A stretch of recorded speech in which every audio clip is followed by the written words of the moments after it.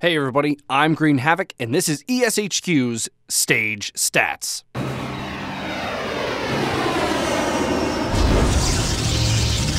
Justice reigns from above. No one can hide from my sight.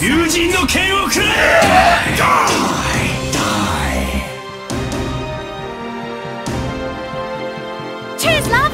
The cavalry's here!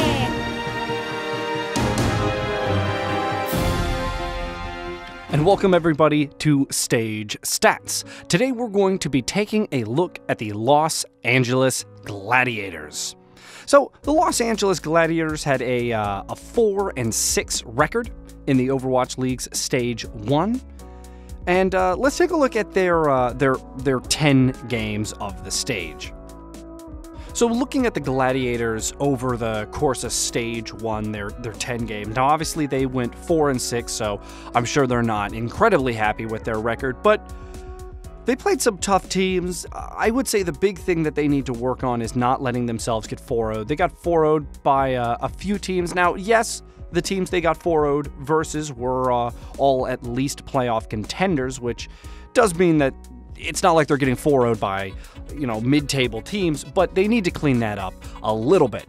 So let's go ahead and look at their map records now and their win to loss and points allowed and gained over the course of Stage 1. So looking at their overall map record, we see that the Gladiators actually were at 16 and 26. So let's first take a look at how they compare to the teams directly above them and the teams directly below them. You can tell that they're not where they want to be. This is not the kind of record you want to have. And as we look down Dorado, Junkertown, Oasis, and Ilios, we see that they didn't actually have a winning record on any of these maps. In fact, Junkertown, they were 1-4, and that's just not where you want to be at all. Moving over to Numbani, Eichenwald, Anubis, Lunar Colony, and Lijiang, we see that they have a winning record on Eichenwald and Lunar Colony, but again, it's just, only two maps having a winning record. You're putting yourself in a interesting predicament, and that's just really not where you want to be. So let's go ahead and look at their home and away records now. All right, so let's look at their home and away records. We're going to start with their home records. Now, looking at the Gladiators' home records, you would think they are a stellar team. And it's not too surprising that they have a good home record because they are a defensively minded team. They like to invite that pressure in. They like to, really let the enemy team feel comfortable.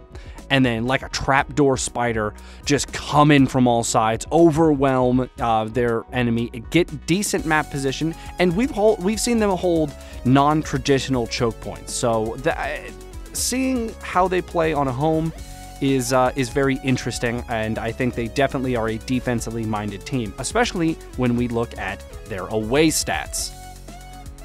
So when the team is forced to attack first, wow. Their record just is not good. I mean, it's just really not impressive looking at all.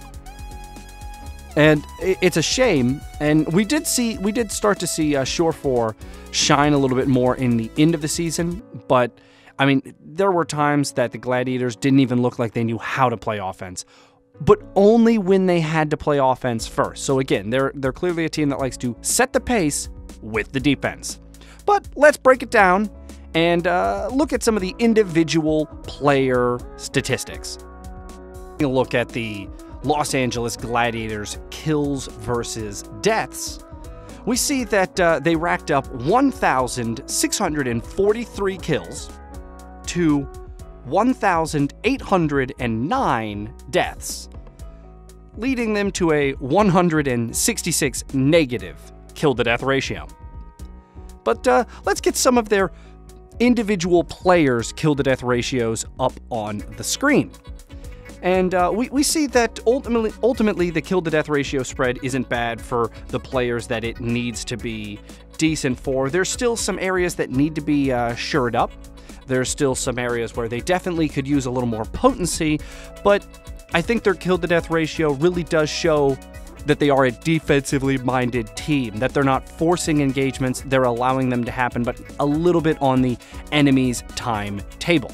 So let's continue to break it down, and let's go ahead and look at the team played statistics. So the amount of characters that they played and kind of how they played them in their fight win-to-loss ratio. Let's check it out.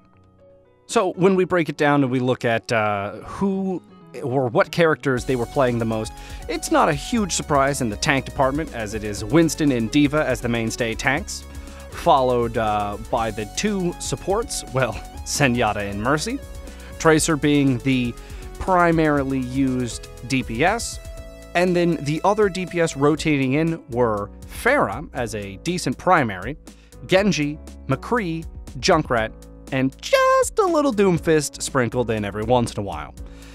The Gladiators had a decently successful fight win rate at just shy of a 50% win rate in the majority of their engagements, which isn't bad, but it does tell you that they're losing critical fights because they have a 50% win rate, but a below 50% record on the season. So that's something I'm sure they would like to clean up moving forward. So I guess the big question for the Los Angeles Gladiators is, how will the Mercy meta not being in Stage 2 affect the team? Will it allow their defense to crumble where it hasn't before? Will it make their offense soar to a new height with a new character pool and dynamic play? I guess only time will tell. But as far as this episode of ESHQ's Stage Stats, that's it, guys, and I hope every single one of you has a fantastic day. Hey everybody, I hope you enjoyed this video from ESHQ. If you did, make sure to like and subscribe to the channel.